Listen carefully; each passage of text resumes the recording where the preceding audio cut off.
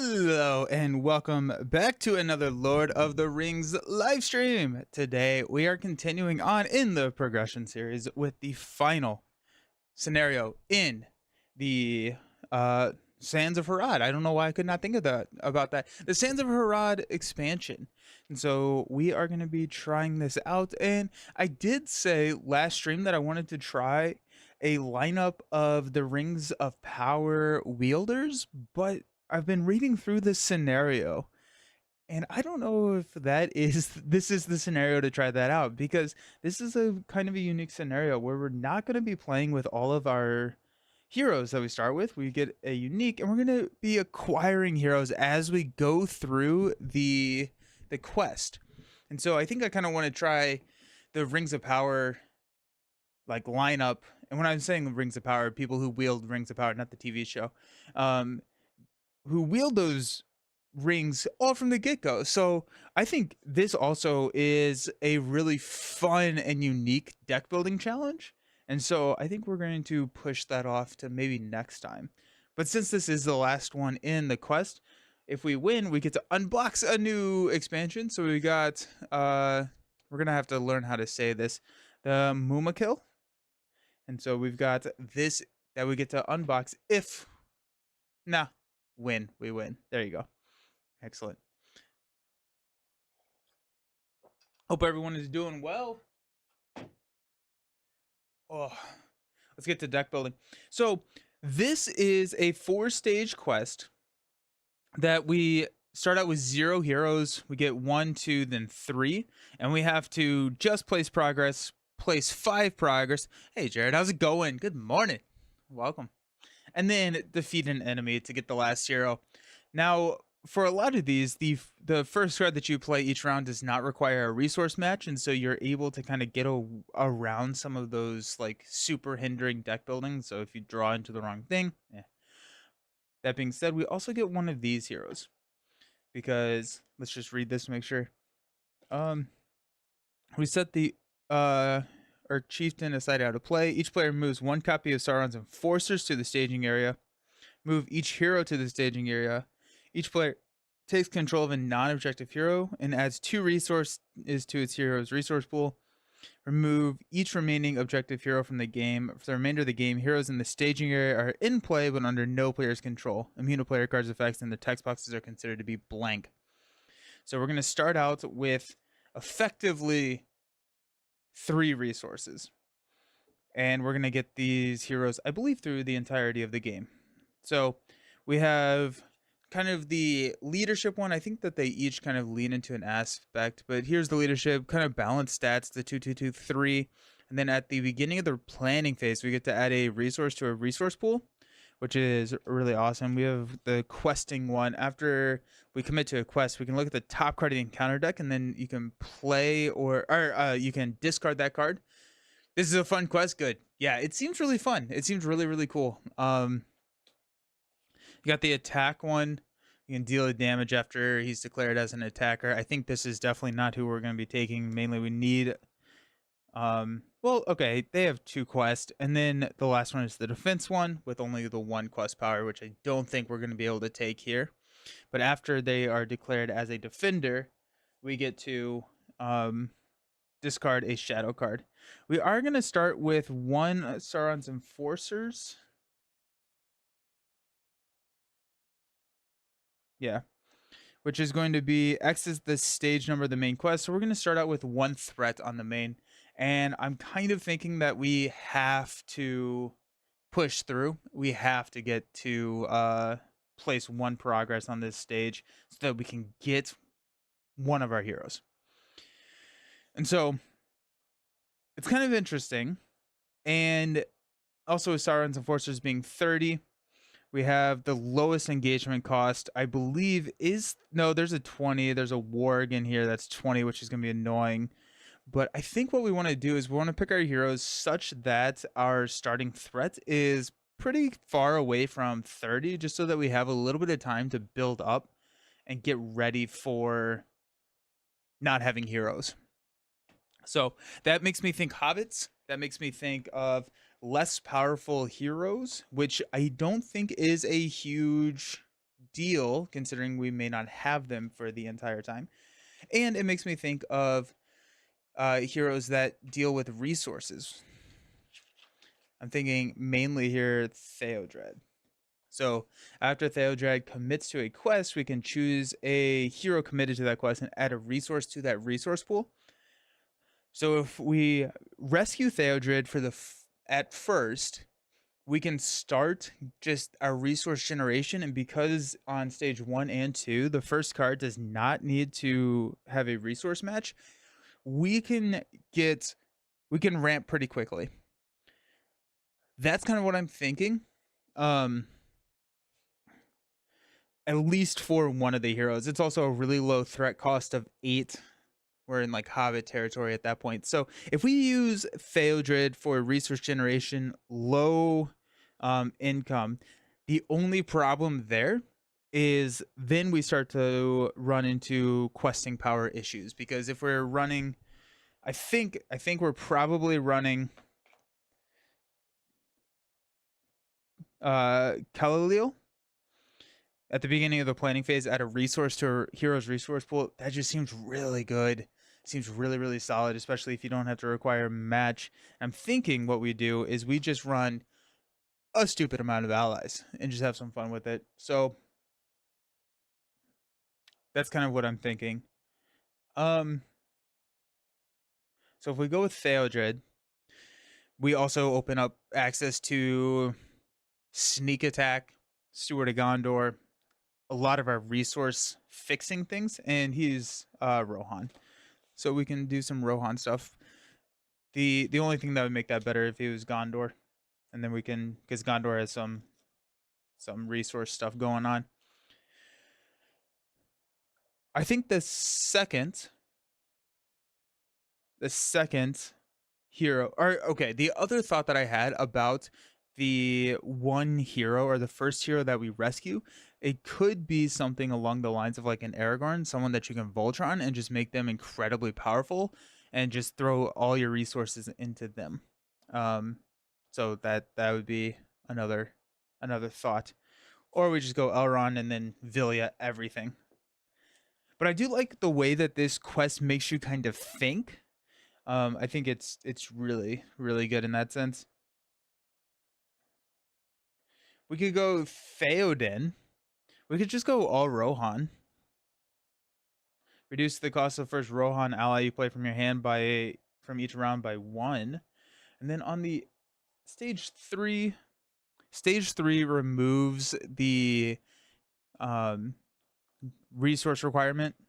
So you do have to meet resources when you go to stage 3, which is when you'll have 2 heroes. So probably best to try and go Biosphere at this point, because at some point you're going to be locked out of playing any cards. So if we do that, the other option would be like Gandalf, and you just don't care. If we do that, it's going to be a little challenging to not go Tactics, because Tactics has a lot of damage, and we're going to have to be dealing with some orcs. We also do have blue heroes, or dwarfs, that deal with orcs, so that'd be kind of cool.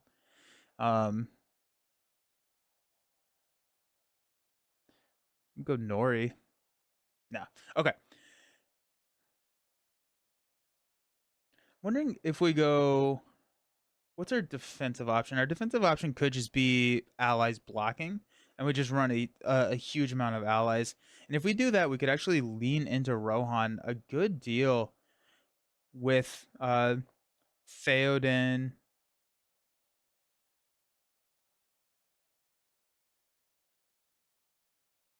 And then he has a decent amount of health. The other thing, any undefended attack gets dealt to heroes in the staging area, and so we will want to defend.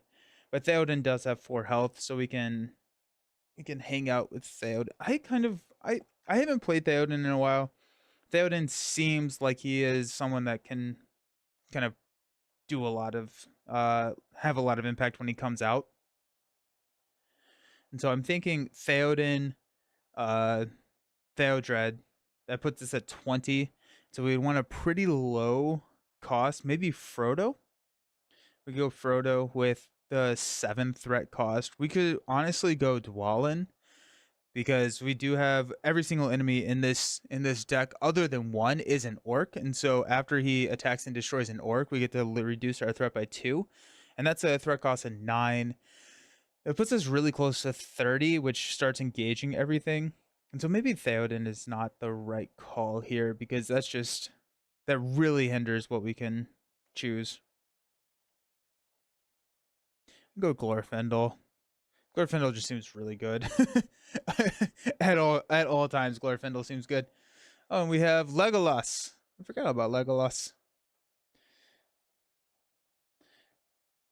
I am looking at blue. I guess I don't have to look at blue. What if we go tactics leadership? I think that's something that I haven't really done before, and that could be kind of fun. Glorfindel OP. That's true, Giant. How you doing? Welcome. I we could go dual leadership. We could go dual leadership. That's kind of interesting. We go Aomer. Actually, you know what? Aomer at 10, 18. I think we go Aomer. Aomer is pretty cool because you can Voltron Aomer.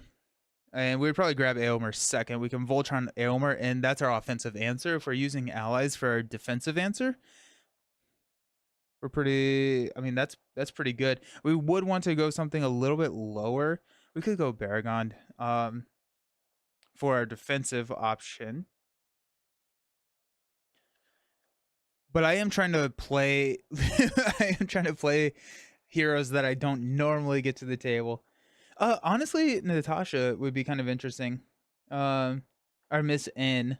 She's an 8 cost, 1/2/2/4. You cannot use resources to pay for allies in her pool, but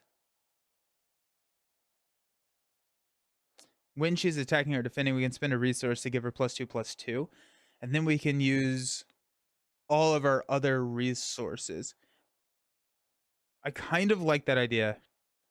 I kind of like Miss N. I also have not played with Miss N, but she's low costed, and if we grab her last, that's when we're going to need the attack and the defensive options. What is this? While the engaged player is engaged with another orc. Yeah. Let's try Miss N. I have not tried Miss N before. Let's try Aomer. And let's go with Theodred. Nice. I think we can also look to see if there's another purple hero that we want to grab instead. Finally, a game where 8 costs is low. That it is funny when you put it like that, the perspective of it. The other option would be to just go Outlands and just go crazy with Outlands, which wouldn't be, that would actually be pretty cool. Nah, not worth it. Actually, Outlands work really well with this quest, don't they? Because you don't have to require a resource match. You can just throw a ton of the allies out there. You just flood the deck with the allies. No, no. I've made my choice. We're going to try this. If it doesn't work, we'll go Outlands. But I think Outlands is actually going to be really, really strong against this. Because Outlands all play off of each other. They give bonus to all their other Outland characters. Yeah, that seems really good. Okay, that's what we're going to do. Let's find our Voltron stuff for Aomer.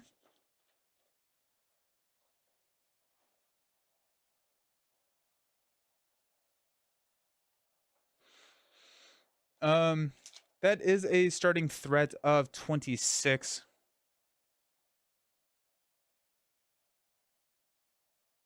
What if we go with Sword Thane? We could Sword Thane and just start getting more resources. That's actually kind of fun.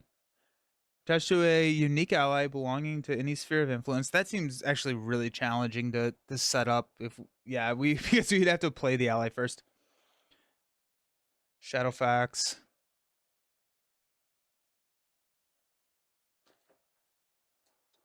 Got our Rings of Power.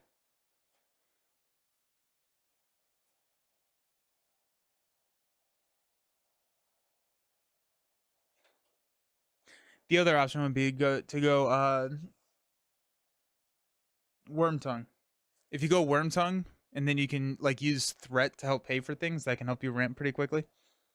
Hidden Cache. A good harvest we won't need. I'm just looking at these. Play only if you control 2 or fewer heroes. Until the end of the phase, if your threat is higher than 20, treat your threat as if it was 20. Now that's kind of interesting.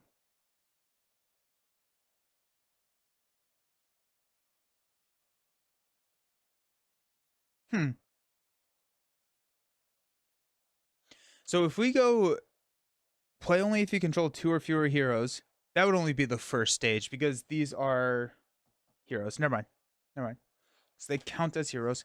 What about things that affect all heroes? Because these are another hero.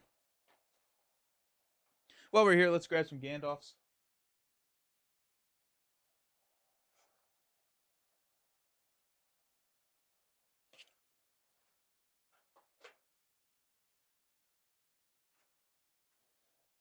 Sneak attacks, Steward of Gondor, all the good stuff.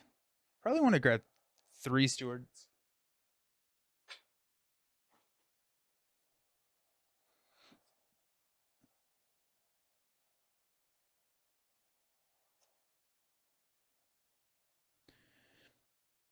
Probably want to grab cheap allies as well. Let's grab 2 snowborn scouts while we're just here in the S's.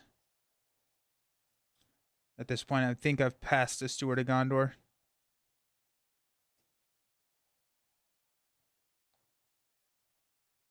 Oh, there we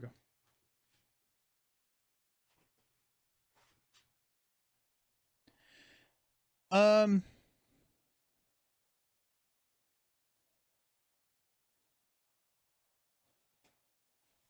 okay. So we are looking for Aylmer / Rohan stuff. Firefoot is one of those. Attached hero gets +2 if it's Aylmer. We want Firefoot.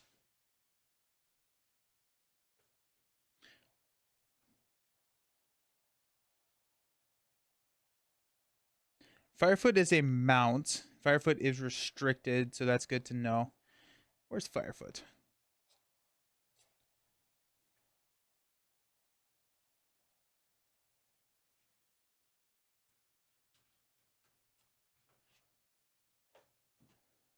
Faramir is actually pretty interesting here too. Let's go ahead and just grab a Faramir.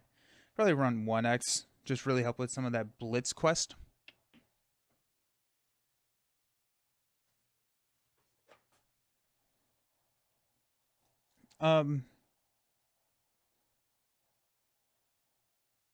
Each Rohan hero can be declared as an attacker against enemies in the staging area.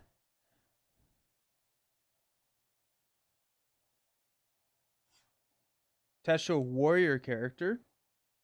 Counts as 2 restricted attachments. It's less good. Actually, well, that could go with Miss N. Give her +1/+1/+2 hit points. I think we probably would enjoy a Horn of Gondor. Well, I think we have enough resources. Actually, I think I think we probably have enough resource generation. What if we go Quick Strike? I think Quick Strike with a beefed up Aylmer is pretty decent. There's one other thing I'm missing for Aylmer, right? Oh, Spear of the Mark. Nope. Rohan Warhorse? Yes. Rohan Warhorse. Because Aylmer is...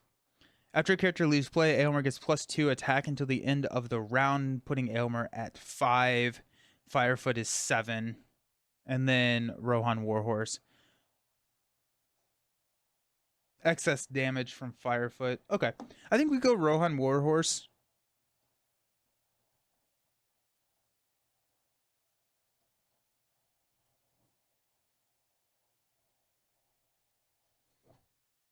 Yeah, let's do that.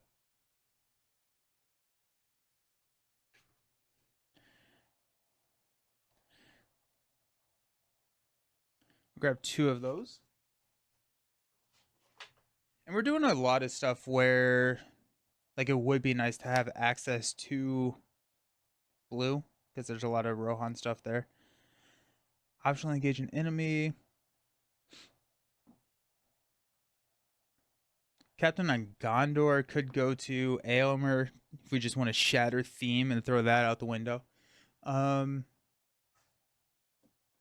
I think at this point. Oh wait, Rohan Warhorse. Oh wait, no, we didn't grab Spirit of the Mark. Never mind. I think I do like the idea of Quick Strike.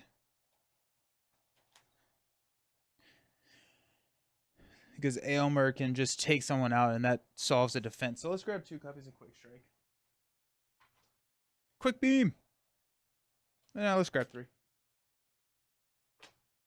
Then I think we go allies after this. I think the rest of our deck is allies. We could go feints. Feints could also work. Just trying to think if there's anything that we need. Actually, before we flood with allies, let's take a look at our purple cards and see if there's anything that we really want there. I think this is a really cool quest. I'm pumped about this.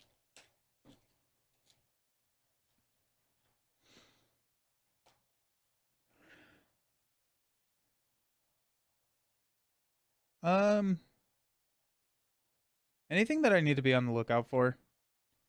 We can go gaining strength. Gaining strength is actually, I think that's an include. Discard 2 resources to add 3 resources, but the fact that we're going to be getting minimum 2 on each hero, that's just a card for a resource. Now the question we have to ask is, does our resource? I think our resource generation already outpaces our card draw, so we may not actually need that. We'd prefer card draw. Yeah, I think that's right. So if we go here, 2 resources from the hero's resource pool to draw a card, that does have to be a Gondor hero, and we don't have any to start us out until we get Steward, so I don't actually know if that's going to be the right call.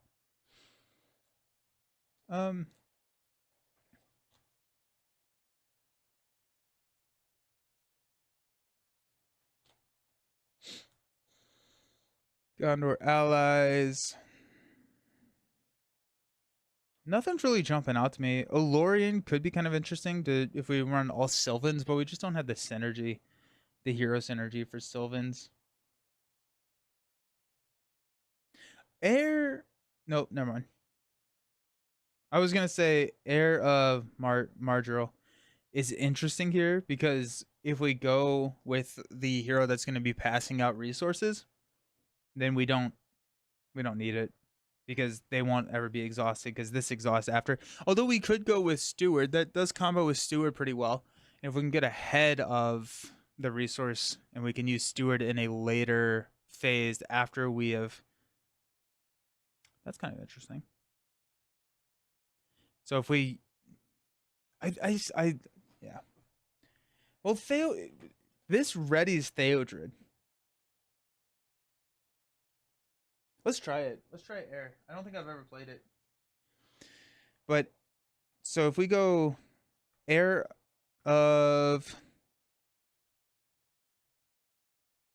Madrigal.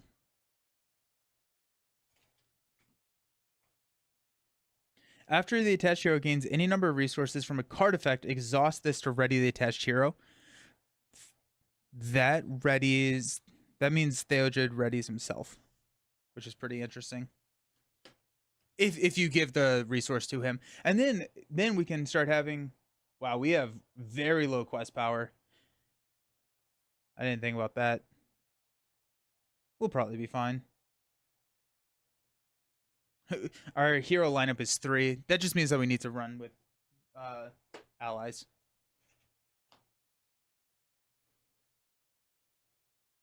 Huh. As we're looking through, each player draws a card, choose and ready 1 ally, take control. You have sneak attacks.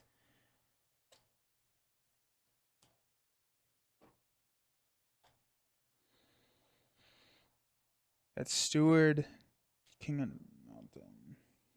The Clebrian Stone is kind of interesting. It's a 2 cost for a +2 willpower to throw on Theodred because we know we're going to be questing with Theodred. I think we do that. Grab 2 of those.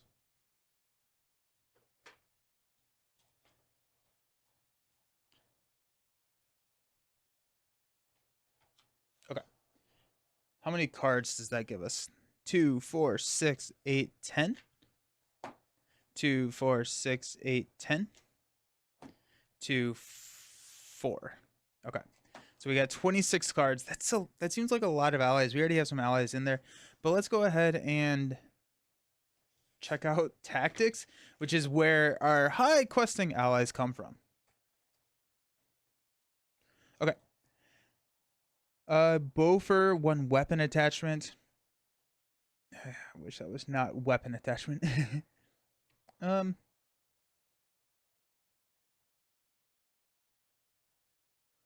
Gondalorian Spearman, Defender. I'm just looking for high willpower. I guess it makes sense that there aren't really any. um, I think our questing potential is going to be is going to be our biggest issue. Let's look at purple allies. Denethor gets -1 for each damaged hero you control. That could be kind of interesting. Because if we don't have damaged heroes, or if we don't have heroes, Denethor's 4 cost. He's so expensive. We do have a Faramir. So that's giving like effectively a +1 to all of our allies. Knight of the White Tower. We could go Knight of the White Tower.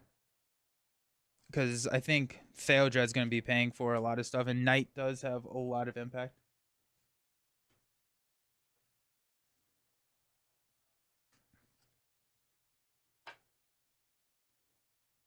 Seven. We got Snowbarns. Longbeard Elder is a pretty decent quester. We have Gimli. I think we'll grab a Gimli, I think. Dwarven Sellsword at the end of the round. We discard him unless we spend a resource. Kind of nice.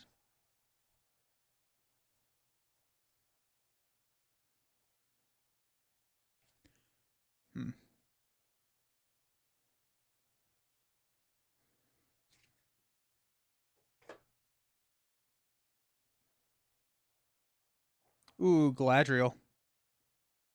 Yeah.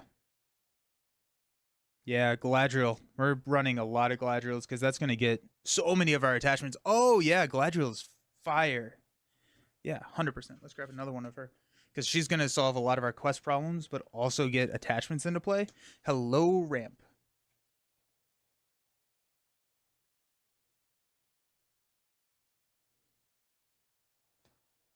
I think that's 10.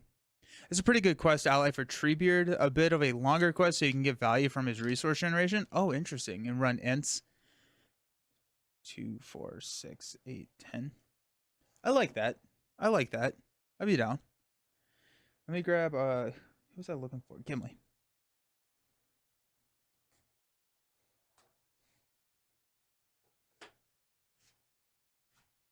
And then you can actually run. You can run out. I guess I don't have to not run out of aspect because I can play out of aspect the first 2 quest phases.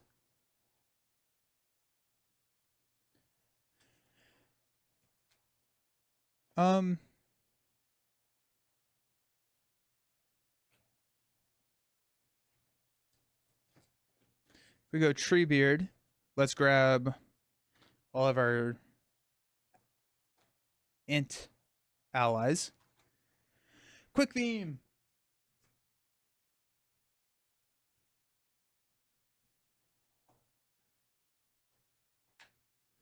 The Preserver. And then Wandering Ent.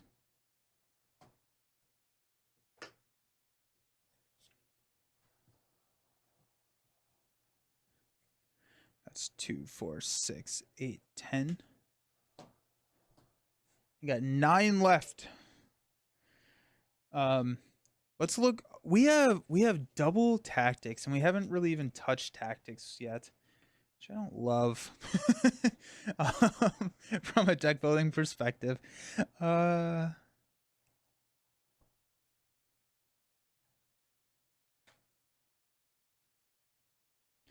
booming int.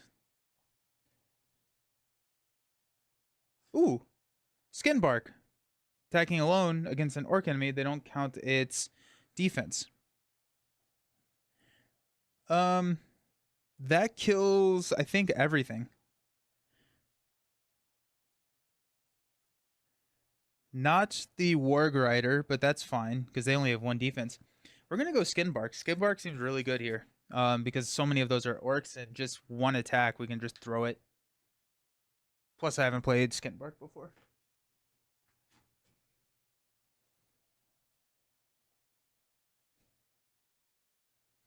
Skinbark, where you at?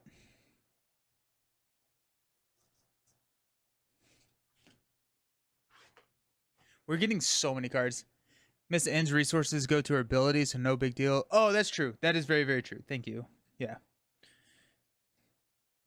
What an interesting hero. I do like how like those heroes can feel so different. I think that's pretty cool.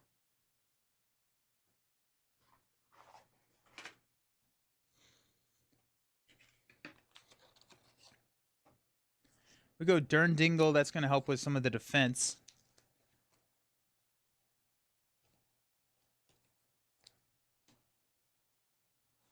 Are we running 3 skin barks or just 2?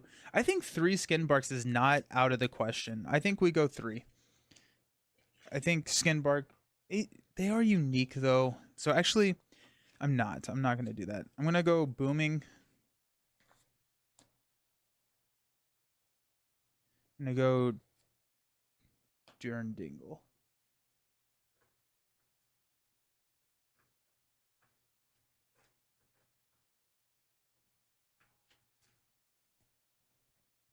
Six, 7, 8, 9.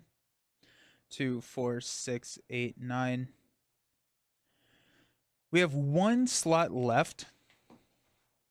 We could go a second copy of Faramir, which would be kind of interesting. We could go some sort of int synergy. We could go Beach Bone. We could go another Skin Bark. What is the... Did we grab 3x of the green ints? We did, except for Quick Bean. That makes sense.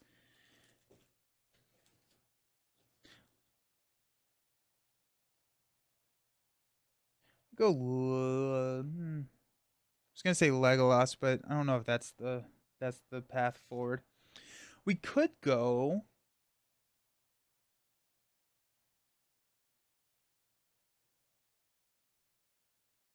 I don't really want to run... You have a lot of allies. A very good tail would be... Oh! Huge! Great call. Yeah, a very good tail. Good call. So a very good tail. Exhaust 2 allies. Shuffle your deck and discard the top 5 cards. Put up to 2 allies discarded this by this effect into play. Excellent call. Excellent call. I think we actually run 3 of these.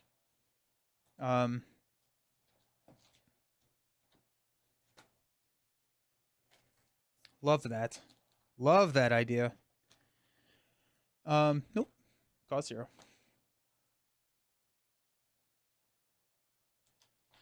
So let's cut out 2 cards. Because now we're at 52. I usually put this here, but instead of cleaning up, I just pushed everything off camera. So now I don't have a spot to put my stuff. Okay.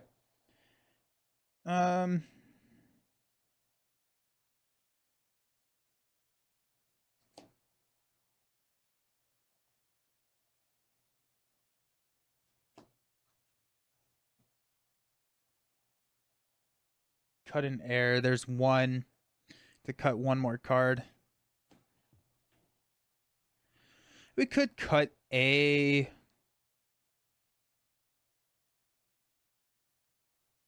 We could cut a very good... a very good tail. But I don't know if I want to. We could Gimli. Nah, Gimli is good. I don't know if we need 3 Dern Dingles. Well, I mean, it's a 5 defense, which is pretty decent. Want to keep Faramir. Probably want to keep Snowborn just as a drop. Steward feels good. Wellingham Preserver is good. I'm going to cut out the 1 copy of Quick Beam and just run with 1 copy of Quick Beam, and that's going to be the deck. I like it. Cool. Ints twice in a row. I do love ints. Ints are fun. Alrighty.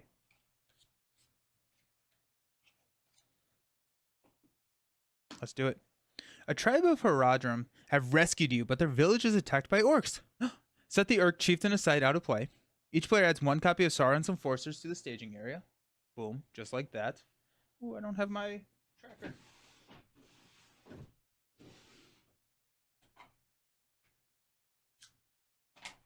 I'm so red today.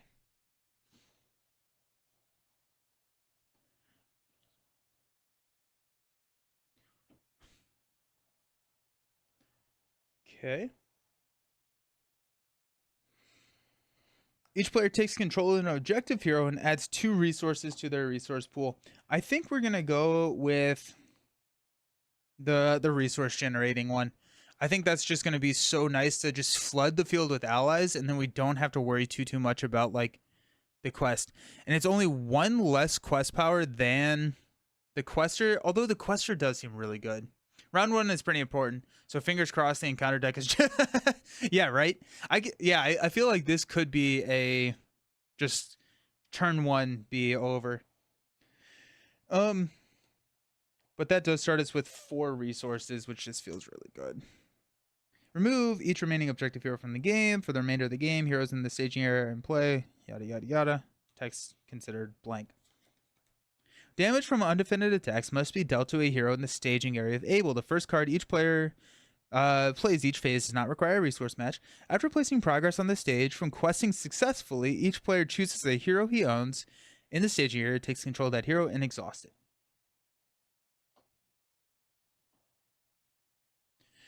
So I think our game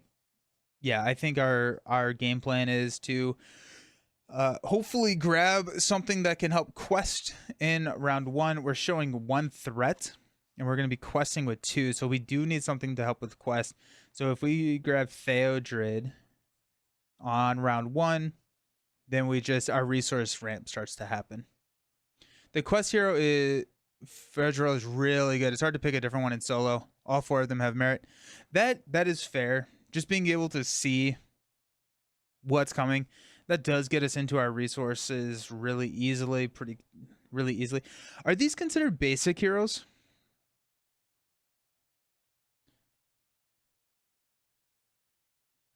Or like, do you just start to get resources that don't do anything after stage 3? And should I have put more cards in that they could pay for? They're neutral? Kind of lame. Or should I have run songs?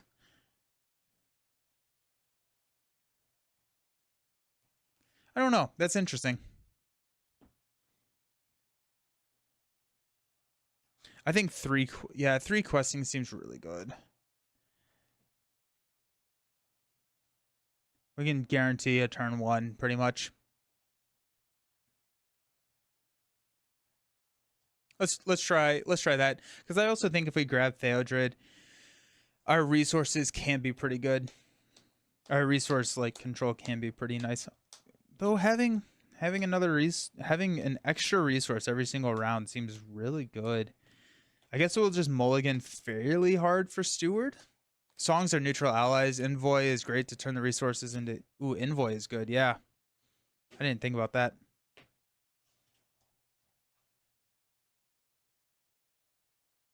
Yeah.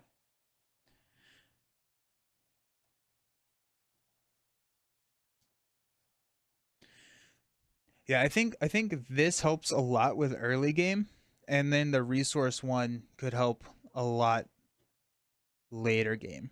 Especially once we get Miss N. Once we have Miss N, you can start pumping her full of resources. And if we have Steward and we have Theodred on the table,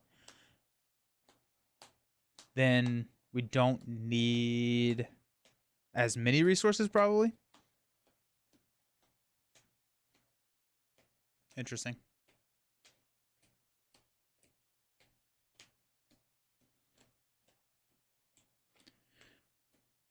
Having the 3 willpower just seems really good. We're at the point in the card pool where there are way more than 50 good cards to include, so it's easy. That's fair. That's very fair. Yeah. It's always a good spot to be in. I'm gonna I think this is probably the better play. I think this is probably the stronger choice. I'm gonna go here because it seems a little bit more fun for me. And so, and then if we lose, we get to play more. So it's like we win, right? Cool. Alrighty, let's go 6 cards. We're looking for allies that we can play. Skinbark, Wellingham Preserver, Quick Strike, Knight of the White Tower. That does help. I almost have all of Marvel Champions in Arkham Horror. I'm thinking about getting this game too. Sweet. Friendly Robot, this is a great game. This is a fantastic game. If you like the deck building aspects, this provides so much of that. Wandering Ent and a Quick Strike. I do like the fact that we can drop a Knight of the White Tower on turn 1. It's probably too many Ints to start us out. Maybe not, actually. But getting a Knight of the White Tower on turn 1 seems pretty good. Our starting threat is 28, I believe. What was that? 26? Let me fix that.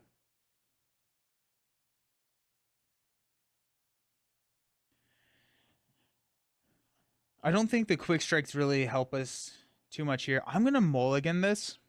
I think we have a decent turn 1 play. I think they're a better turn 1 play. Turn 1 plays, though.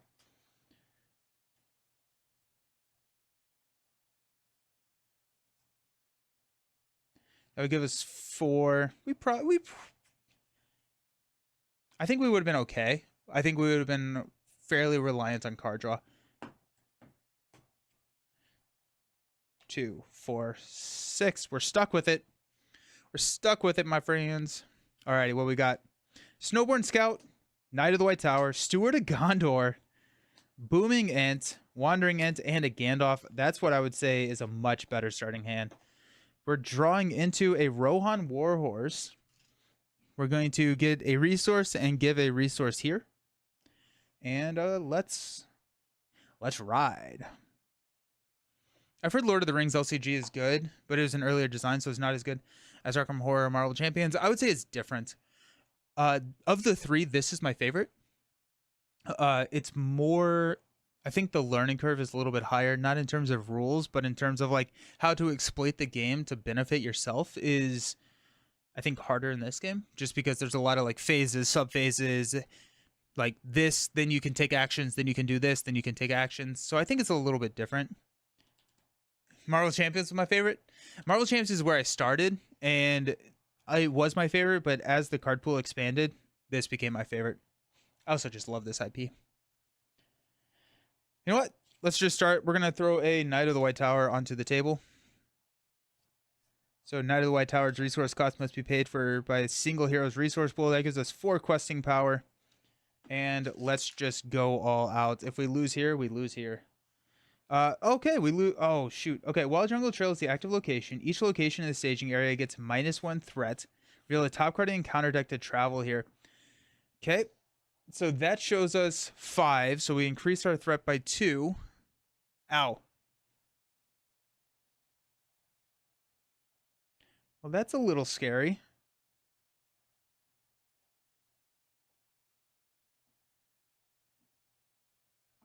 It's a tough first pull. Okay. I think we have to travel here. Reveal the top card of the deck, which is an Urk of Mordor. Each ally with less willpower than its threat cannot defend against him. Okay. I got that. Yeah. Yeah, I lose at 50 threat. But also each one of these enemies, so like the number up here in the top left-hand corner of each enemy card, those will engage if my threat is at or above. And so that's also another reason to want to keep your threat low. And this is a unique quest where I'm not actually starting with my heroes. I have to get them. Okay. Stand up. not looking good already. I'm going to draw into a Dirndingle. Get 2 resources there.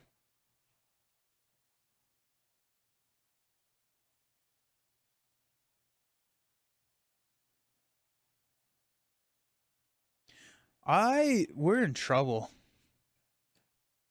We're in trouble here.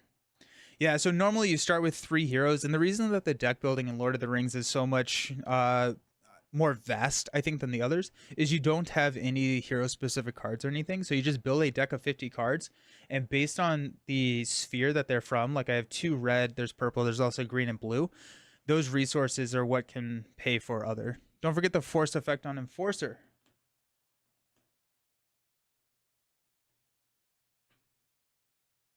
No.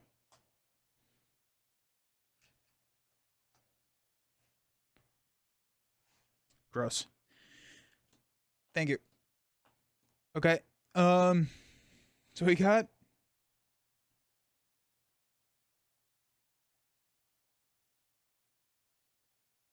I'm gonna spend 2 to play a Wandering Ent. Comes into play exhausted. I'm gonna quest for 4. We're showing 3. I'm gonna flip into a 2. At this point, I'm scooping. I don't see a way out of this. We're getting more enemies. We don't have defensive options. We're gonna just call that a scoop. Flipping a 4 location on turn 1 is brutal.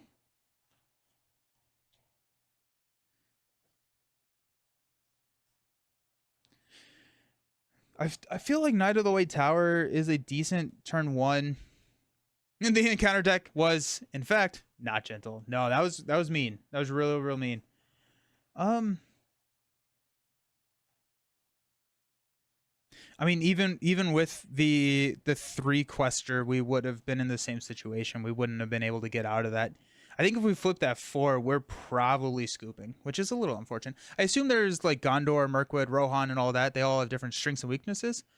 I feel like you're a Rohan player. Yeah, they all do. And they all have different like archetypes. The encounter deck is always a harsh mistress. Yeah. So like dwarves want to have a lot of dwarves, and they also have like the archetype of discarding cards from the top of your deck, similar to like bishop. Like there's a lot of cards like that. Rohan is all about having characters leave play. Sylvan is about entering and leaving play with allies. Gondor is like the big money. Ints are slow but strong, and so Ints always enter play exhausted, so they take a round to kind of get going, but they can be so powerful once they do get going. Hobbits are really low threat, so like your starting threat is the sum of the threat cost of each one of the heroes in the that you choose, and like we have a 8 10 8, which is pretty low, so we start with 26. Hobbits, you're probably starting around like 20 or less, and there's a lot of cards that deal with getting an additional benefit if you have less than 20 threat, so you can kind of lean into that. I'm trying to think of some of the other archetypes. Noldor is all about discarding cards for effect, and so you can like discard cards from your hand, and then there's a card where you can play it from your discard pile to draw a card, and then you can discard it, so it's like kind of a card that you can just spam over and over again. Oh, I just noticed that YouTube is not showing up on the screen. Restream being weird again.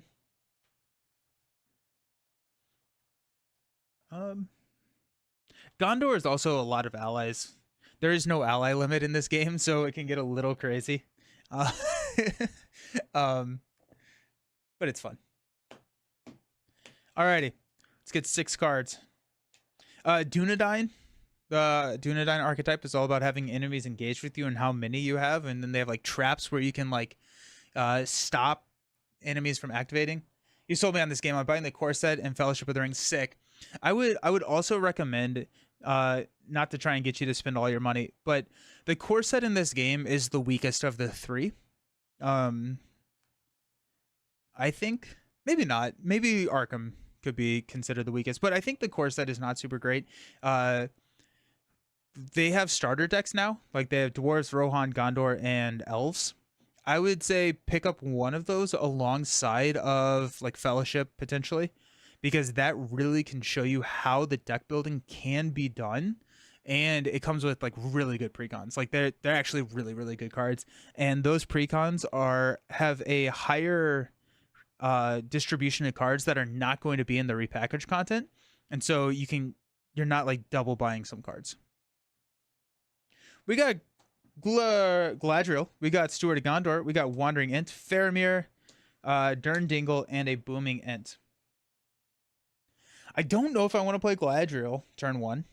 Good advice. I like Elves and Gondor. Those are, yeah.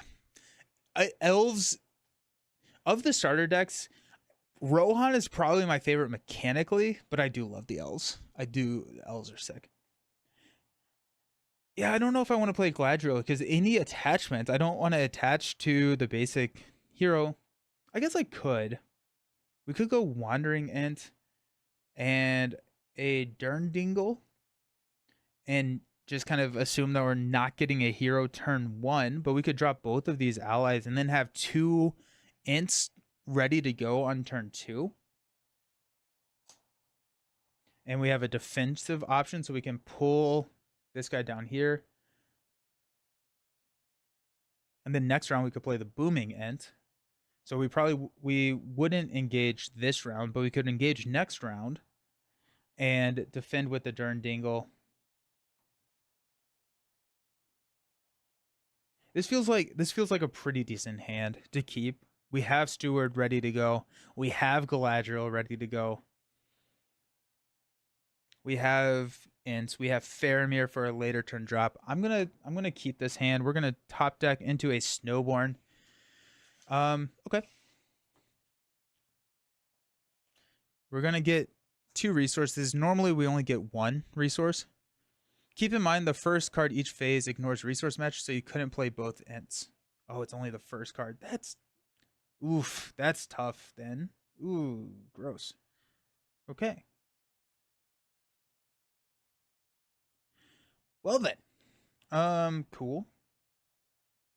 And I think it's a Faramir drop. Alright, we're gonna spend 4 to play Faramir. So we can exhaust Faramir to choose a player. Each character controlled by the player gets +1 willpower until the end of the phase. And we're just going to quest for 4. We're showing 1. I'm going to flip into a 3, which is the Dense Jungle. When it is explored, discard the top card of the encounter deck. If it's a location, add that to the staging area. We are showing 3. We quested for 4. We get to place a progress. Let's go. After placing progress on the stage from questing successfully, each player chooses a hero he owns in the staging area, takes control of that hero, and exhausts it. So we're going to take Theodred and exhaust. Advance to stage 2A. Still weary from the long journey across the desert, your companions are somewhere in the village. In your weakened state, you are no match for the attacking orcs. Your only chance to survive is to flee into the jungle, but you will not abandon your friends. Damage from undefended attacks. The first card each player does not require a resource match. When the stage is defeated, each player chooses a hero he owns in the staging area and takes control of that hero. Excellent. Okay. So we have Theodred and we have Faramir. I think at this point we could probably travel here and we can start working on that. Okay. Let's stand up. At the end of the round, we have to increase our threat. Top of the round, we are going to draw a card, which is a sneak attack, and we are going to pass out money. We get to choose a hero to add a resource to that hero's resource pool. We're going to choose Theodred. And then we're going to play Steward of Gondor on Theodred. Steward of Gondor, we can exhaust to give 2 resources to the attached players. So that's going to be Theodred there.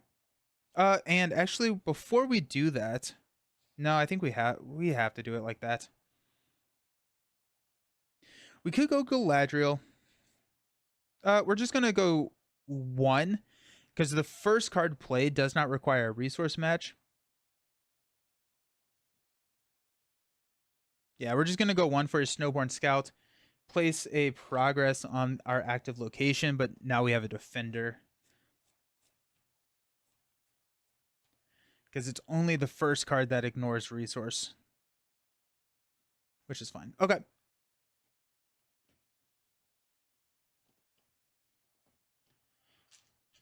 We're going to quest with Theodred. We're going to give Theodred a resource. We're going to quest with Khalil. Am I saying that correctly? Khalil. And then Faramir. So that's going to be 2, 4, 5. Questing against a 1, or against a 2. And we needed to do damage. I'm going to do the damage to Faramir. Against the 2. Surge. Attached to the highest threat location in the staging area without a copy. Okay. There is none. It surges into Forest Clearing. When Forest Clearing is explored, discard the top card of the deck. If it is an enemy, added to the staging area. So that's 4. We quested for 5. We're going to place 1 here. The Enforcers would have done 2 damage last turn since you did... Oh, good call. Thank you. Thank you. And we're at 27. No need to engage, so we're just going to stand up. Top of the round, we're going to draw into another Galadriel. And I get a resource. I give a resource over here. And we can start playing some Ents. We have a defensive option. We don't need Booming in because we don't have any other Ents. So let's just go ahead and spend 2 not matching resources and play Wandering Ent. I guess we can throw the additional damage there. We could play Galadriel.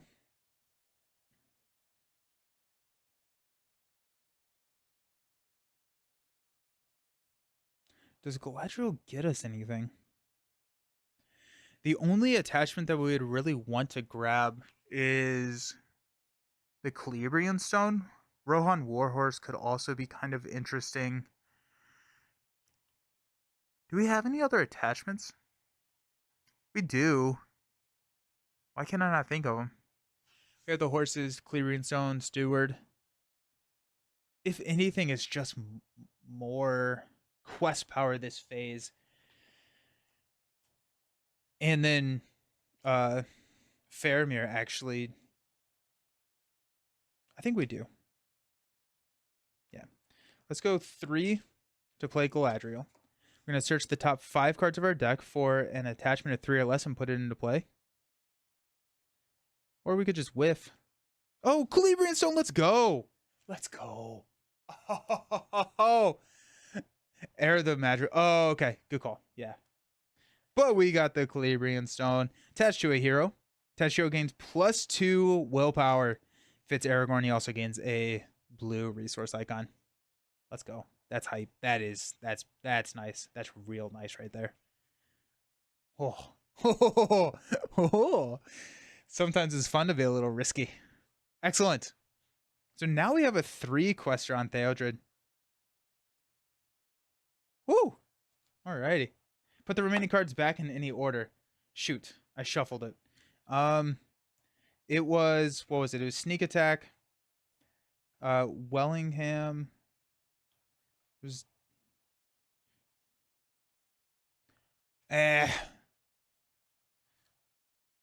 Shoot. I don't actually remember what it was. Well, oops. Okay, well, there you go. So we are showing 5. 5 in the staging. Let's go ahead and quest with Theodred for 3. We'll go ahead and give ourselves a resource. Quest with Galadriel for 1, 2, 3. Quest with Khalil for 1, 2. And then we're going to exhaust Faramir. Did I not do this again?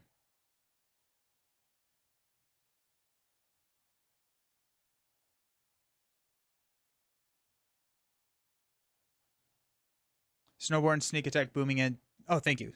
So it's Snowborn. You're the best. Thank you. Sneak Attack. Snowborn. Sneak Attack. Booming. Darndingle. Sweet. You're the best. Oh, Snowborn. Snowborn. Thank you.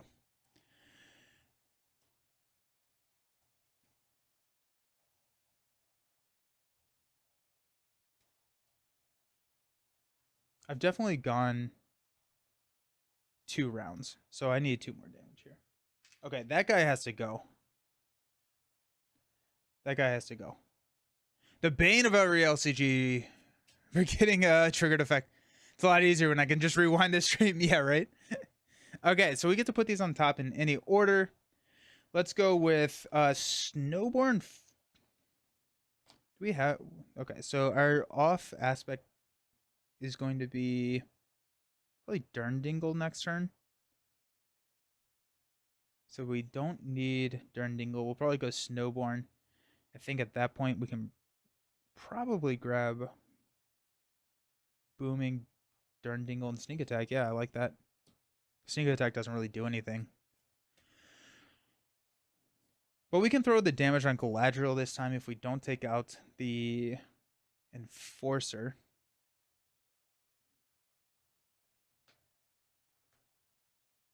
Cool. Okay, so I said 3, 6, 8, 9, 10, 11. We actually have we run the risk of pushing again, which makes it a lot harder to kill the Enforcer. That's kind of a fun little pacing.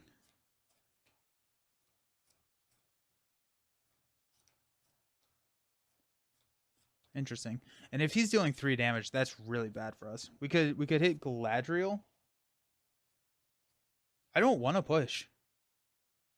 I need to take out the Enforcer before I push. So I'm not going to use Faramir. So we're at 8. We're showing 3, 5. So that'd be 3. If I go with Faramir, that'd be 1, 2, 3. That'd be 11. We're showing 5. That'd be 6. The only way that we push is if we draw just a Treachery.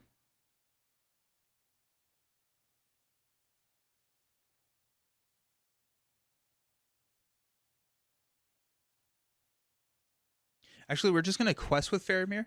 We're going to quest for 10 instead of using his ability. And then we won't push regardless.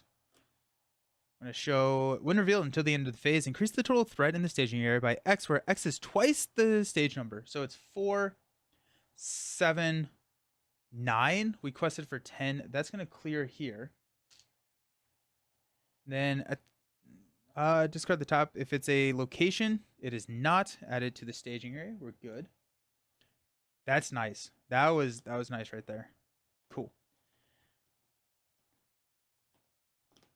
I'm gonna go ahead and travel here, and we'll go ahead and engage the Enforcer.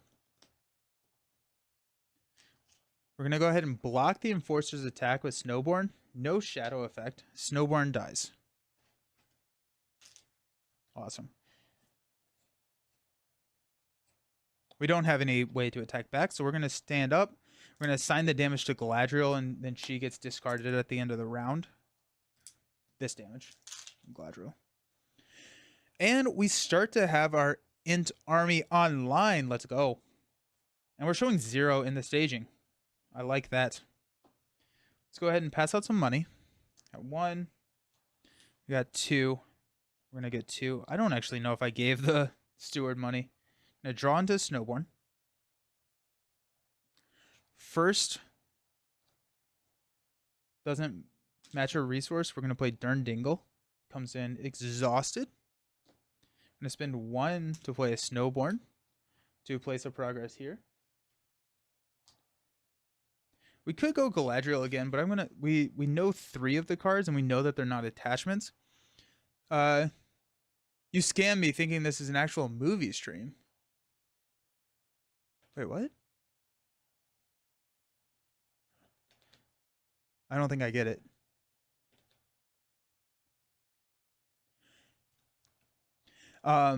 We know that The top 3 cards are not attachments, and so we don't have to. So you automatically engage with certain enemies when your threat gets high enough. What stops you from just immediately engaging each enemy and then taking them out? So you can only optionally engage one enemy every single round, and so you can only choose one. The enemies attack before you attack, and so the enemies will attack. You declare defenders. You resolve that attack, and then you can attack back. And so whenever you engage someone, they will attack you unless you have a card that allows you to get around it. And so you have to have a defense. If you let it go unblocked, it gets assigned to a hero, and heroes can just die.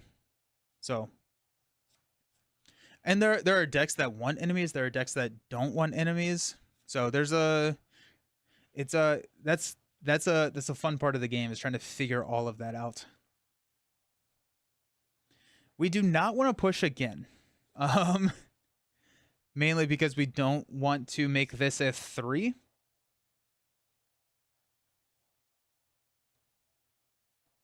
We're showing 0. So let's just go ahead and quest with Theodred for 3.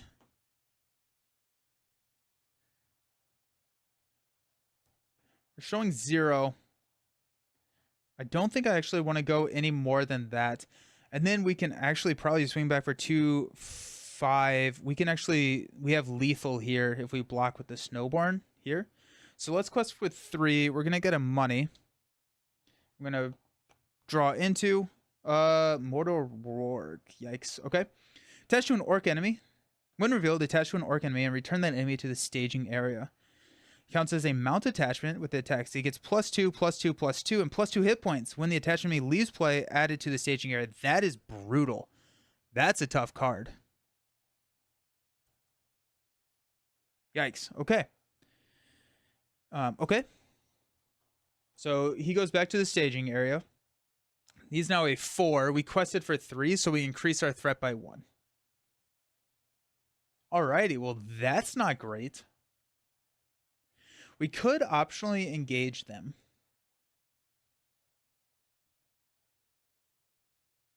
Oh my gosh, that's bad. That's real bad.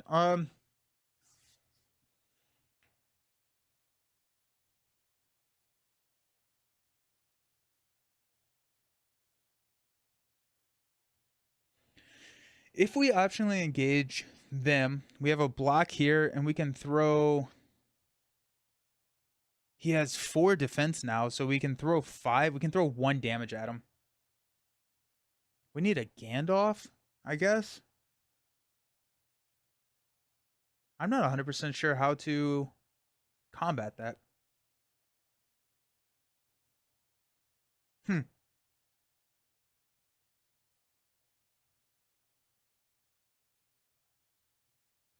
I think at this, well, it's actually the worst part is the indirect damage that he's going to be throwing at us. It's 2 damage.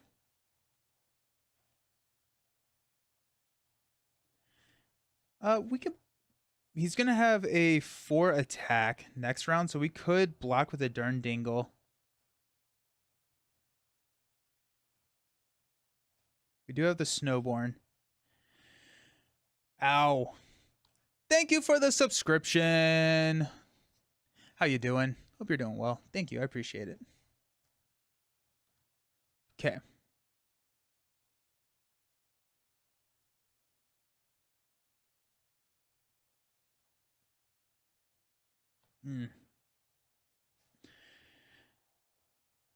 Ugh. Okay. I'm gonna go. We're not gonna engage. We're gonna go 1 and 1. Keep Snowborn out there. Increase our threat to 29. Unexhaust. Draw into Booming Ent. Pass out some money. We're gonna get 3 from the ability here. Okay.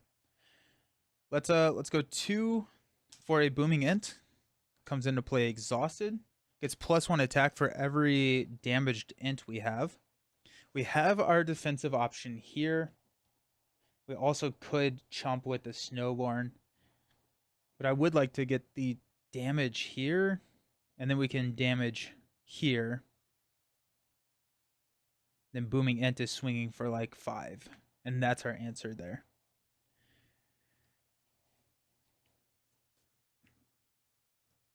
don't think it's worth playing another Galadriel right now, mainly because I don't really want to push. But it is a little hard to... I guess you could sneak attack Galadriel. The other reason that we could throw Galadriel into play is not necessarily getting the attachment, but it is setting the top 5 cards of our deck. And so if we can find a Gandalf, if we can find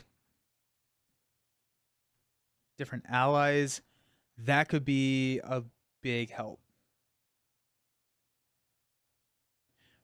Plus, we could then quest for 6 since we're showing 4.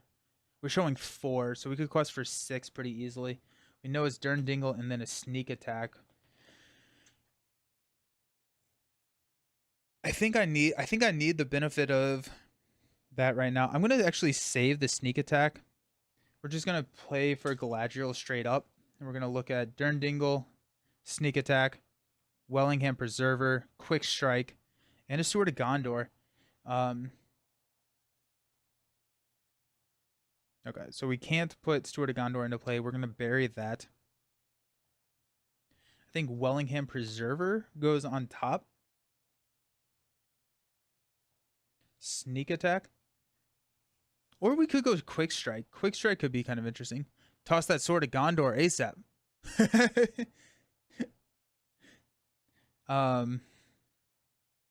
We go quick strike. The booming int will have a 5 attack to its 4 defense, dealing 1 damage beforehand. So that's not the play there. So we're gonna bury sneak attack, quick strike.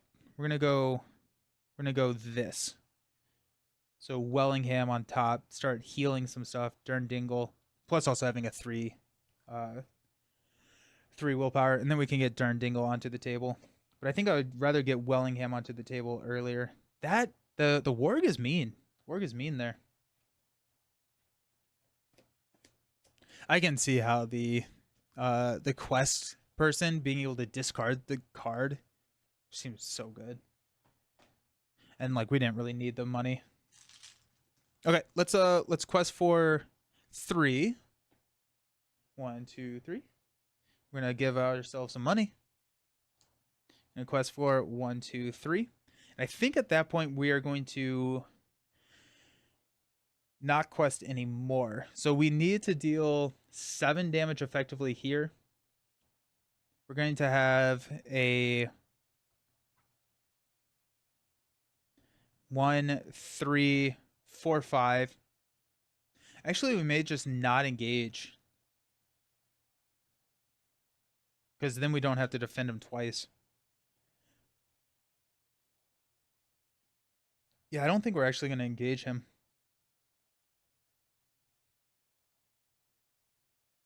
And if we flip into something else, we can deal with that. We're requesting for 6. We're showing 4.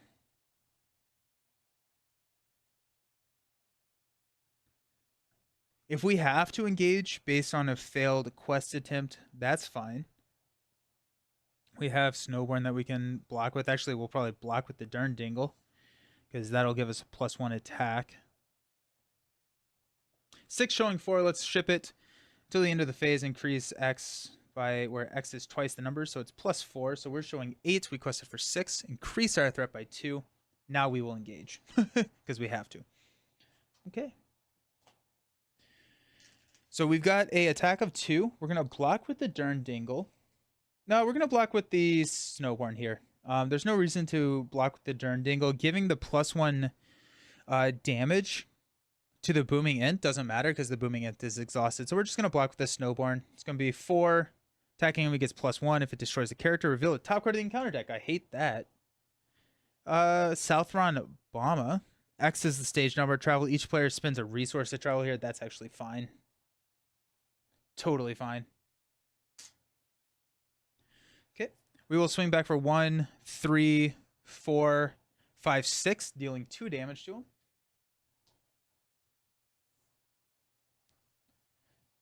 And then we have to deal 2 damage to characters. And they go Booming Ent and... Oh, wait, no. We're just going to go 2 on Galadriel.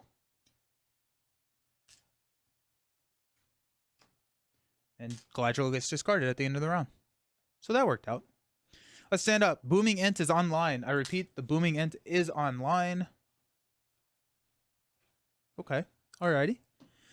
Stand up. Draw into the Wellingham Preserver. We're going to pass out some money. We're going to choose Theodred to get the extra money here. And then we're going to use Steward of Gondor to get some money. Yeah, I don't think we needed the extra money here. I think if we mulligan hard enough for Steward, we'd be fine.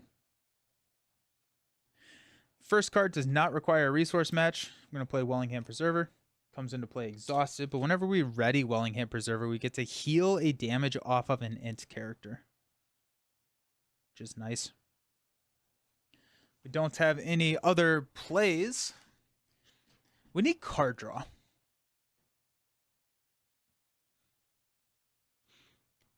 I wonder if that attachment that you can spend 2 resources for a card draw. I think that may make it into the deck if we don't push through this round.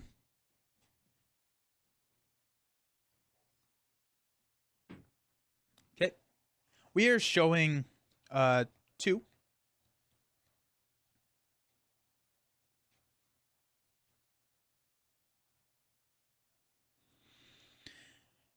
We have Durndingle defending. Booming will attack for 4. So we have lethal. We're showing 2. At 31 threat.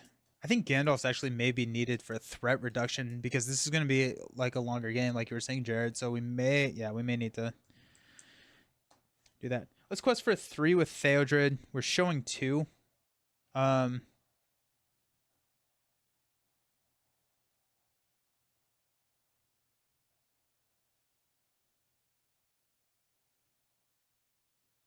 I'm not 100% sure if I'm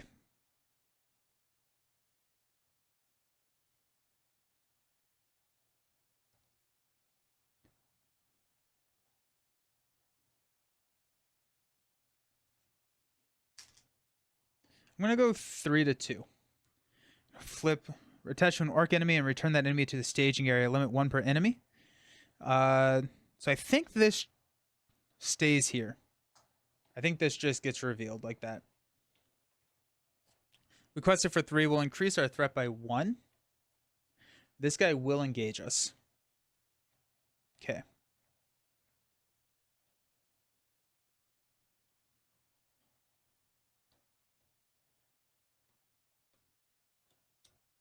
Pass out shadow cards. I think I'm going to take this attack undefended, and we have to assign it to one of them, and I think I'm okay with that. Take this attack undefended. Return the attacking enemy to the staging area. Fine, whatever.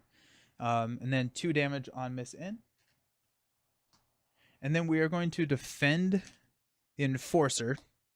We're going to deal a damage to give +3 defense. And it's going to be an attack of 4. No shadow effects, so we fully defend. We're going to have so many wargs. Yeah. We're going to have Booming Ent attack for 2, 3, 4. Faramir attacks for 5, which will be enough to take him out. And then the warg goes back there. Okay.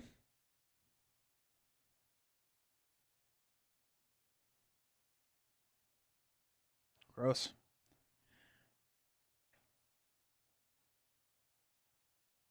No more indirect damage, which is big. So let's go ahead and increase our threat to 33. We're going to stand everybody up. I'm going to draw into the Durndingle. We're going to pass out money. We're going to choose Theodred to get the extra money. And then we're going to Steward of Gondor for 2 more. Yeah, I think we have enough money. First card does not require a resource match. We're going to go with another Durndingle because I would prefer defense. Oh, when I readied, I'm going to heal the Durndingle. Go with another Durndingle. That's going to give us answers to more, or it's going to give us more defensive options. Comes into play Exhausted.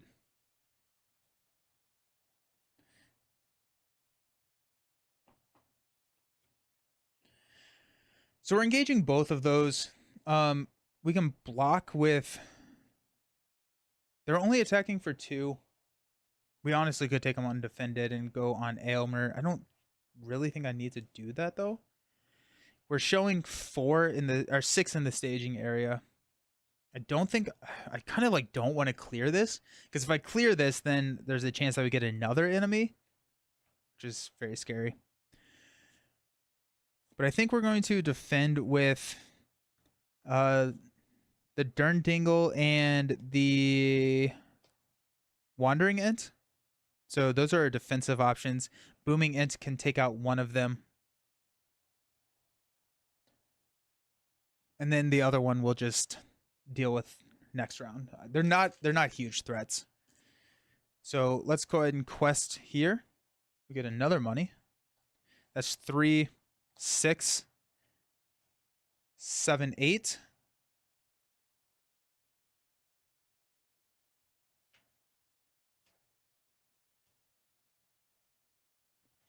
8 showing 6. We're going to flip into... We're adding 4. Man, we are getting hit with that card so many times. That's, what, 3? Yeah, that's the 3rd time we've gotten hit with that card. So our threat goes up by 2. Because we failed a quest. Ugh. These guys will engage because they engage on 20.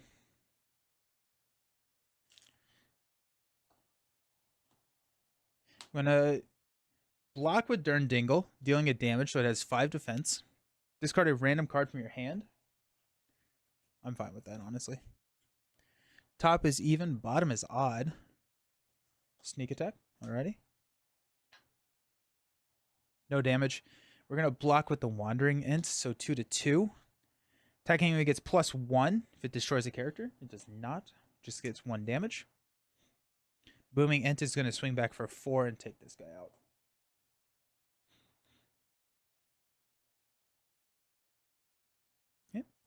We'll stand up. When Wellingham readies, we'll heal 1 from Wandering Ent. Increase our threat to 36. Scary. We got a quick strike.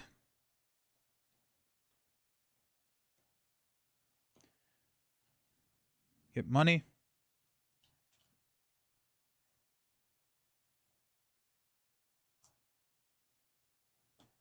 We will play a Booming Ent.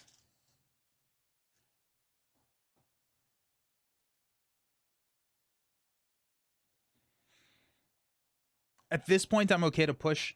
I think we have to, actually. Oh, jeez. Actually, we not actually a horrible time to just kind of chill. And wait, no, because threat's gonna catch up to us. If we had threat mitigation, we could chill, but we don't have any. Let's go 3. Get some money. So much money. 6. Booming and Dirndingle can take out. Dirndingle can block another enemy if we do get one. If we get a 3rd enemy by clearing this and top decking an enemy, we can take this one undefended and throw the damage on Aylmer. So we'll go 1, 2.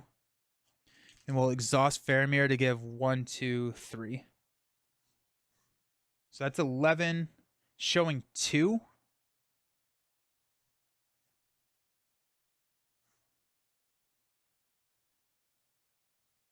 Okay.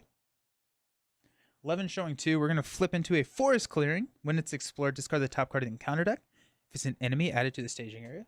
So that's 5. So we place 6. 1 goes here.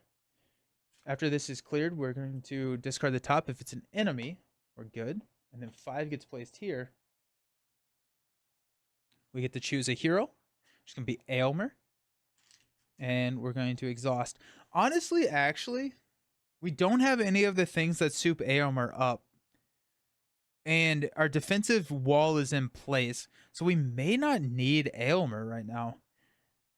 Because Aylmer gets additional benefits when characters leave play. And we have our defensive int wall. So we're actually going to audible here because we don't have the money and we don't have the card draw. And so we're just going to grab Miss In. And she can be... She can help us a lot with our offensive options, and she doesn't require people leaving play. We're actually going to grab here. If we had Firefoot or anything else in our hand, we would probably go with Aylmer. But at this point, we're just going to go with Miss N. Boom.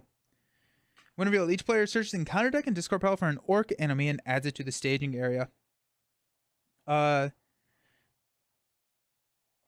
Attach each hero in the staging area to a different orc enemy in the staging area. Each hero attached to an enemy is guarded by that enemy. Guarded heroes are under no player's control, immune to player card effects, and their text boxes are to be considered blank. While an enemy is guarding a hero, it gets +1 to all their stats and is immune to player card effects. When an enemy guarding a hero is defeated, that hero's owner takes control of the hero and exhausts it. We're going to grab one from the encounter deck. The Urk of Mordor does not... Nope, don't want that. Sauron's Enforcers is also pretty bad. Any of these have horrible shadow effects?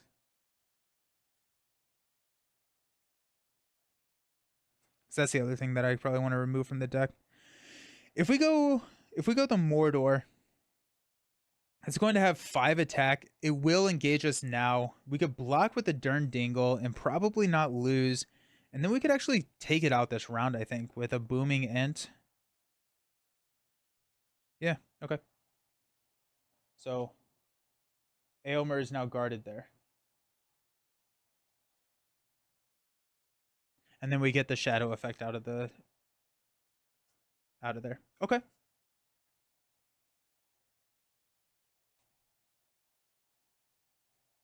So whenever we defeat that enemy, we get our hero, and then the resources here are pretty much null and void at this point. But I mean, we don't really have any that we want to use. I think we engage that now, and we tank with Dern Dingle. Seems pretty good. Do we want to travel? I think we do. Let's travel here. Just to get a 3, and we have to spend a resource. Oh no! Oh, that would have been a great use of this basic resource. Alright. We're engaging here. Pass out shadow card effects. Or shadow cards. We're going to block with the Dern Dingle, dealing a damage for 5 defense to its 5. No shadow effect, we take no damage.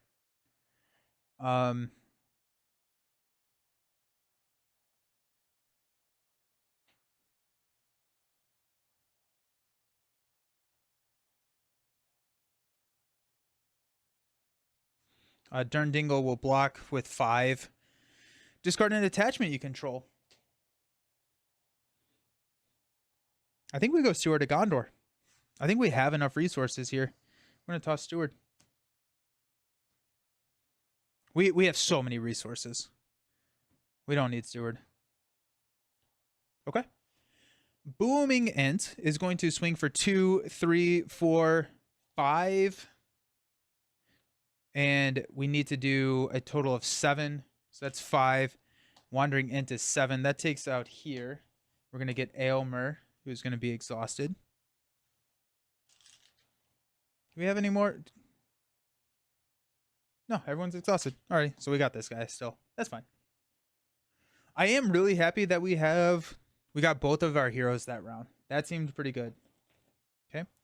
We'll stand up.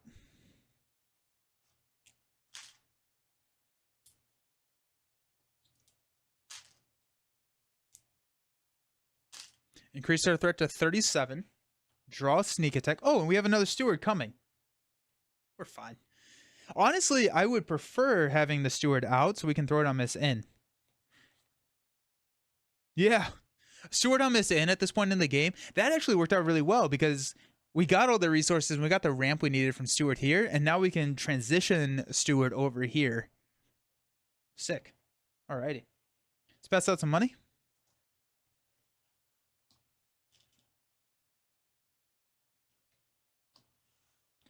We're going to use the additional resource here for Miss N, because we can spend resources for plus attack and defense. When I readied the preserver, I'm going to heal one from Dingle there. Oh, we're cooking now. We got 2 boomings. Our Int army. Jared, good call on the Ints. I love Ints. They're so cool. We got a quick strike and a sneak attack. Neither of them are working. Though, once we push, we're going to have to take on the Chieftain. He's honestly not that bad. He's only a 4-5-3-6. Not horrible. Okay.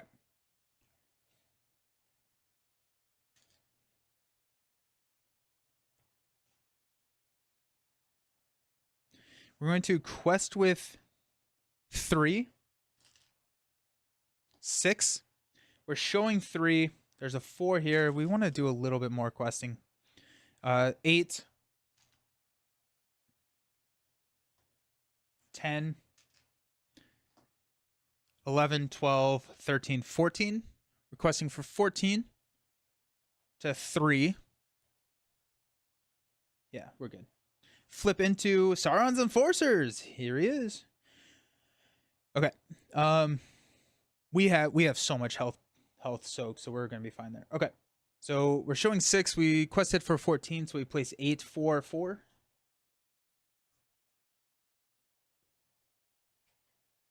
Boom. Do we travel? Yeah, let's go ahead. Huh.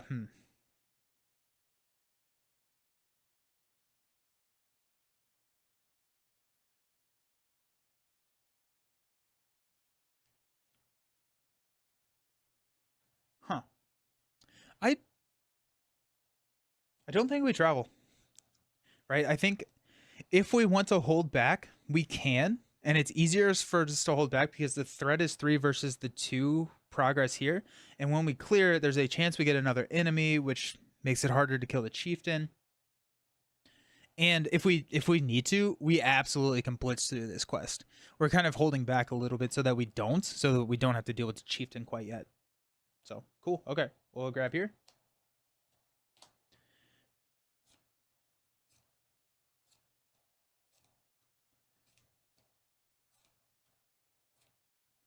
We have a booming int attacking for 2, 3, 4, 5.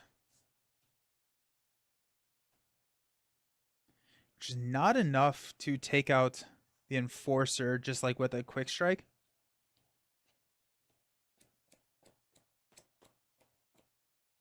A Miss N could attack for 6 with a quick strike, spending 2 resources to take out the enforcer.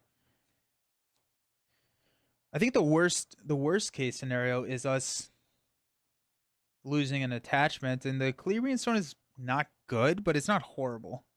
The other thing is we're about to get a stupid amount of resources on Miss N with Steward of Gondor, and so I don't know if I mind spending the resources here.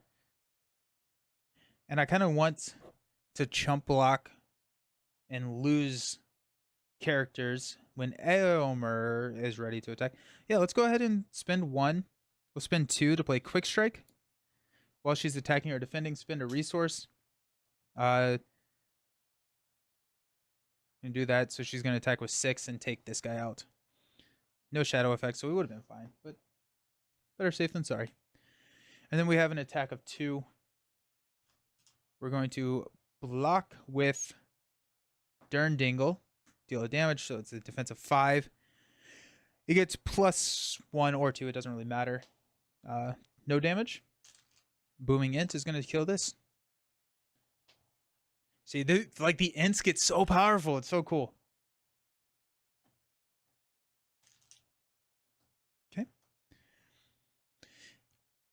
The end of the round, we're going to increase our threat. We're going to stand everybody up. When we unexhaust Wellingham, we're going to heal 1 from Dingle. We're going to grab a Steward of Gondor. We're going to pass out some money. We're going to give Miss N a additional resource here. And then we're going to spend 2 to play Steward of Gondor on Miss N. And she's going to get 2 more resources. Now we can pretty much one-shot this guy, right? Because we need to do 9 damage. And this is a total of 10 attack. So we have the ability to one-shot the chieftain. So I think it's time to push. Also, we don't know what we're going to draw. It's kind of exciting now.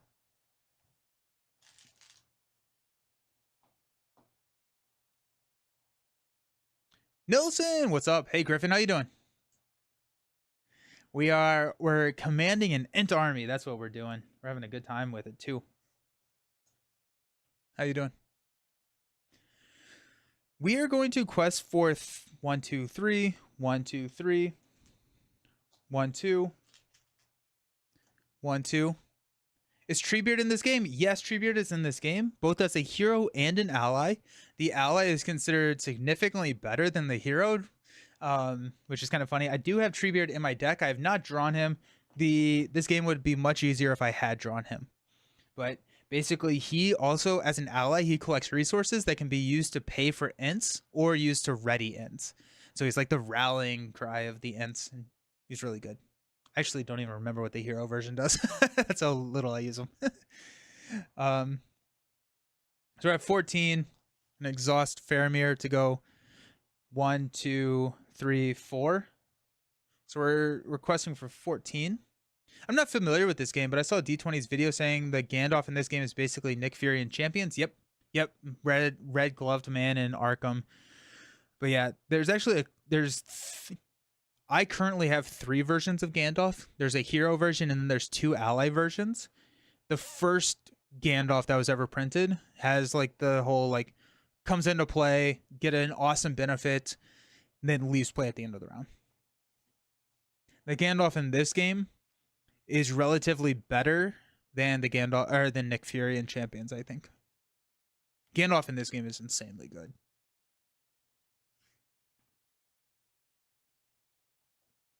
I don't know if I don't really build decks without Gandalf in them. Is there a way to recur Gandalf, like make the call? Not really, because they have in the make the call in this game is called Stand and Fight, and Stand and Fight you can only pay for a ally from a sphere of influence, which is like an aspect, and you cannot pay for basic allies, and Gandalf is a basic ally. There's a ruling that I think is a dumb ruling, and it's been a ruling for like 10 years. So, but no. But sneak attack in this game, hey, I have it in my hand, is way better than in Marvel Champions because you just put a card into play and you can trigger Gandalf. And so you're not recurring Gandalf, but you sneak attack Gandalf in, and then he pops back and you can play him again. So there is kind of that, but you can't really like recur him. But yeah, the stand and fight ruling, I'll talk about the stand and fight ruling. It says in parentheses from any sphere of influence, and they ruled that means that you cannot do anything from a not sphere of influence. But the way that I read parentheses is you should be able to interpret the card without the parentheses. Parentheses should be clarification, not additional restrictions. But here we are. So we're requesting for a 14, showing 3. We're going to flip into, when revealed, each ally in play gets -1 willpower, attack, and defense until the end of the round. So we're going to go down by 1, 2. So we quest for 12. We place 9, so we push.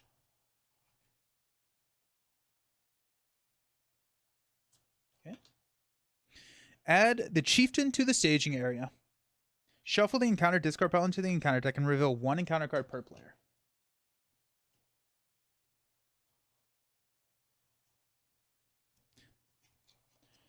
Orc Chieftain cannot take non-combat damage. Each non-unique orc gets -10 engagement cost. After the Chieftain engages a player, it makes an immediate attack.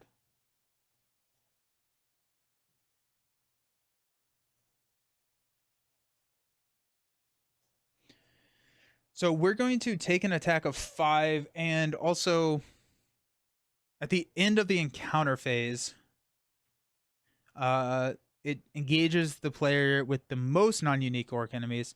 While it's engaged with another orc enemy, we cannot damage it. And it's going to take 2 attacks, which I think is going to be fine. I think regardless, whatever we flip, Aomer can take out 1. If we flip another enemy, Aomer can. We're probably going to lose 2 ints here, so we'll be fine. I'm trying to think if there's anything that would be horrible to flip right now. Okay, it is an Urk of Mordor. Okay. Ooh, that's tough. That's really, really tough, actually. Because an ally with less willpower than its threat cannot defend. So that's actually going to be an issue. There are ways to recur Gandalf like Rallying Cry, but they aren't very good. Okay, yeah. Okay. So this will be fun.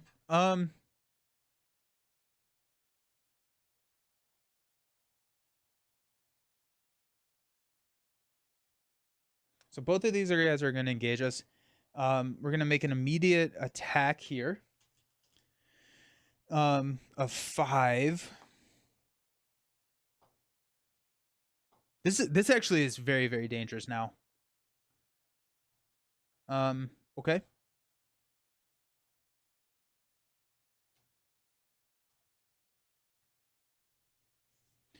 Because, oof, we're gonna take an undefended attack, or we could defend with Miss N.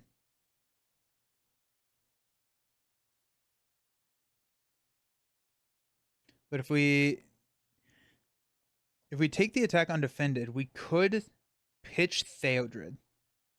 I don't love the idea. We also could just sacrifice the Booming Ents now that we have attack options here. We can sacrifice the Booming Ents. We'll need 1 more defense here. Oh, wait. This is at the end. Wait. Oh, yeah. After it engages, it makes an immediate attack. Okay, so we're taking an attack here.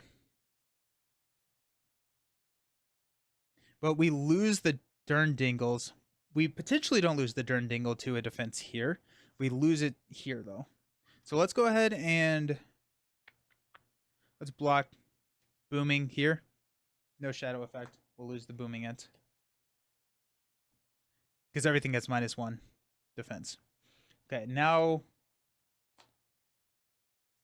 we're gonna we're gonna Durndingle defense here. We have 4 defense.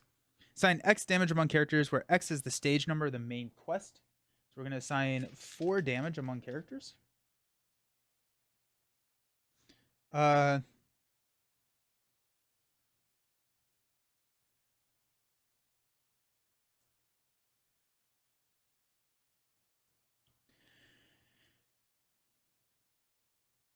I think I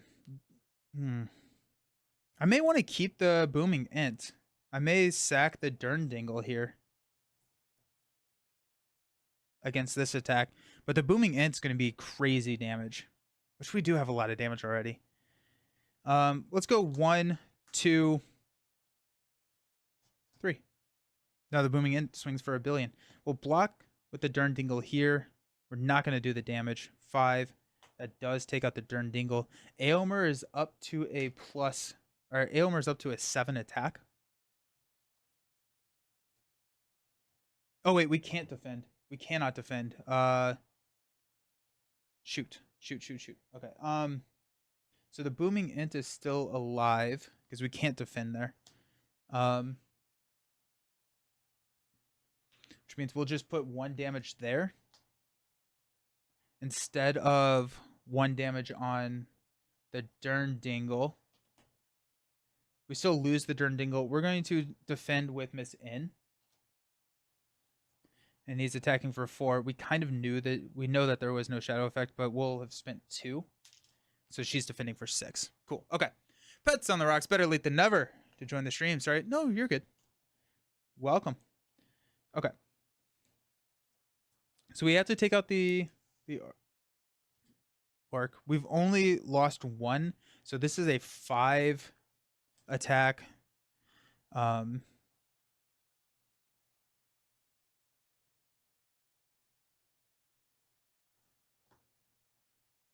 No.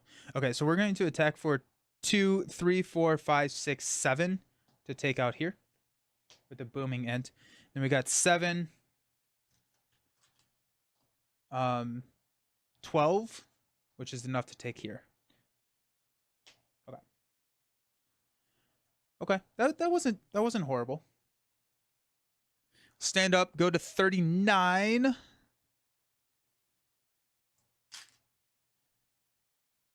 Okay.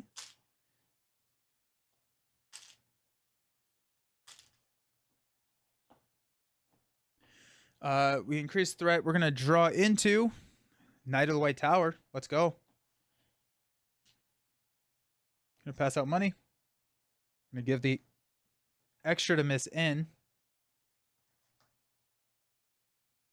And then Miss N gets 2 from Steward. We're gonna spend 4 to play Knight of the White Tower.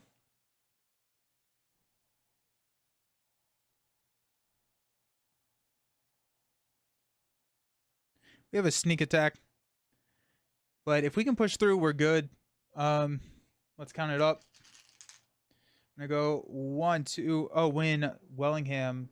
We're gonna go Dern Dingle. 1, 2. 1, 2, 3. 1, 2. 1, 2. 1, 2, 3. We're gonna give that resource here. So we're at 12. Faramir is 1, 2, 3, 4, 5. Puts us at 17. We need a little bit more if we want to push through this round. We could also just kind of play it safe. But what's the fun in playing it safe? We should probably just play it safe. We could go Dern Dingle for +2. We have Miss N as a defensive option if we want it. Okay, so that's 19. We have the potential of pushing. We have defensive and offensive options, so I think that's kind of the best of both worlds there. So questing 19, showing 3. Flip into a Sauron's Enforcers. So that's going to be 3, so 6. So we're going to place 13. We were at 0. I never reset that. Okay. Sauron's Enforcers will engage. They are attacking for 3. We're going to block with Miss N, spending 2 resources, so it's a 6 defense. No shadow effect. We're going to swing back with that booming ent for 2, 3, 4, 5, 6, 7. 2 at 6. Bye-bye. I like Miss N. I think I'm enjoying how Miss N plays. We're going to stand up, increase our threat to 40. Yeah, ints were a great call here.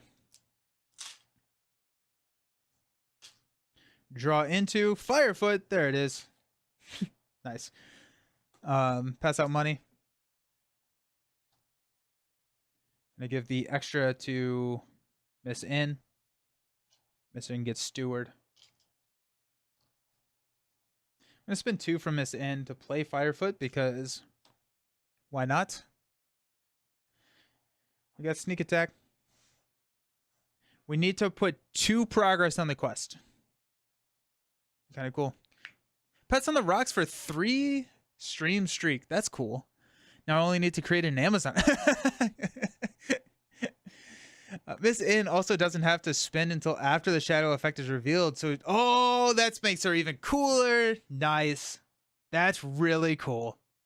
That's really, really cool. I like that. That's fun.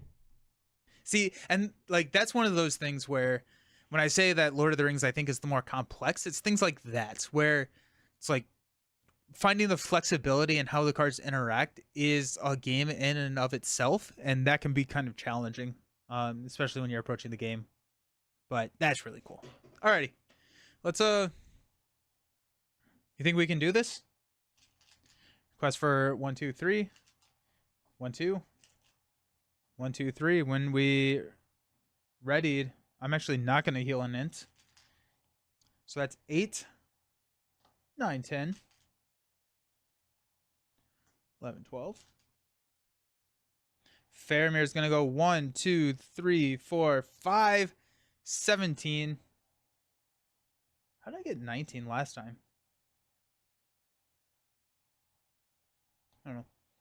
Flip into another Sauron's Enforcers, showing 6. We quested for 17. We're placing 11 progress, which does win us the game. Let's go. There you go. That was a fun quest. I really enjoyed that quest. I think, you know, getting the heroes like in waves made it really interesting in terms of like hero building and deck building, because you had to like find what heroes could sustain themselves. I do think that Theodred and the Resource Person and Steward of Gondor was not enough. We played most of the game with one card in our hand, and I think we probably could have gone Resource and like maybe Barravir. Well, no, because you need the hero activation, so you don't want someone that can exhaust. Bilbo wouldn't be a horrible call. I mean, you get to draw an additional card. Or going with the staff of the steward staff or something, where you can spend 2 money to draw a card. That would have been amazing. That would have been amazing to have. So I think there's a little bit of deck refining. I do think that, I don't know. The money was really good. This actually, yeah, being able to discard the top card of the encounter deck after looking at it seems very good. So that she's probably the best by far. But it was fun to run big money. Only 1 scoop is quite good for this quest. Thanks. Yeah. I thought this was a really fun quest. Definitely one that is worth revisiting, because it had a little bit of everything. Like, you had to defend, you had to quest, you had to like build your deck differently too. But we did get a win, which means that we get to unbox a new content. We finished the box. So we have the Mumakil. Mumakil? Am I saying that correctly? I don't know. So we're going to unbox this. I'm going to go to the Be Right Back screen, clean this up a little bit, and we're going to take a look at some new cards. And yeah. So I'll see you all very, very soon.